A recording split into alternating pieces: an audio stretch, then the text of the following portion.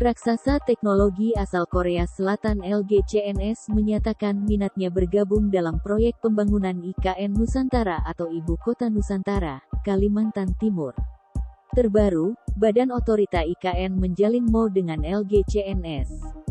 CEO LG CNS Yang Suk Kim hadir langsung menekan kerjasama tentang kolaborasi kota cerdas Smart City di IKN Nusantara.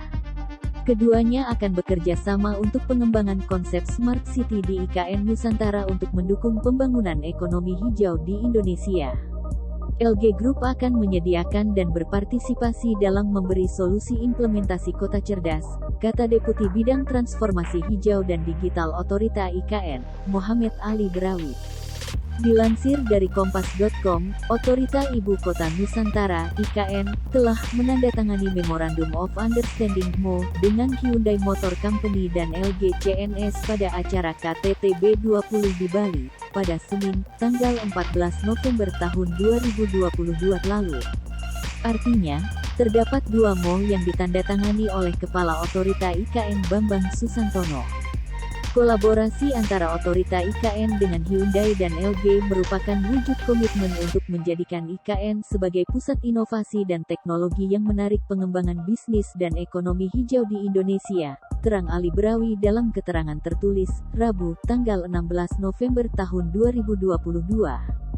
Adapun MOU dengan Hyundai akan memperkuat kerjasama dan pertukaran gagasan dalam pengembangan AM untuk mendukung pembangunan ekonomi hijau di IKN. Melalui kerjasama ini Otorita IKN ingin meningkatkan konektivitas sistem transportasi perkotaan dan memilih solusi mobilitas multimoda yang inovatif, ujarnya.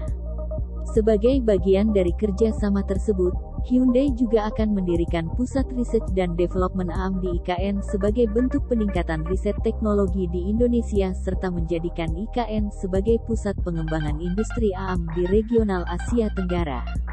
Dimulai dari awal tahun 2023 Hyundai akan membuat peta jalan pengembangan AM dan perencanaan Proof of Concept POC, dalam bidang Urban Air Mobility (UAM), dan Regional Air Mobility (RAM), serta ekosistemnya, tandasnya. Sebelumnya, pemerintah mengeluarkan berbagai jurus untuk memikat investor berinvestasi di IKN Nusantara. Mulai dari kemudahan berusaha hingga aneka insentif pajak. Dilansir dari Kontan, pemerintah sedang menggodok regulasi untuk pemberian insentif bagi investor yang menanamkan investasi di proyek Ibu Kota Nusantara, Kalimantan Timur. Hal ini diungkapkan oleh Kepala Otorita IKN Nusantara, Bambang Susantono pada hari kedua gelaran pertemuan B20 di Bali Nusa Dua Convention Center, BNDCC, Senin, 14/11. Saya bisa memastikan bahwa insentif yang diberikan akan menjadi insentif terbaik di Indonesia, kata Bambang, hari ini, 14/11.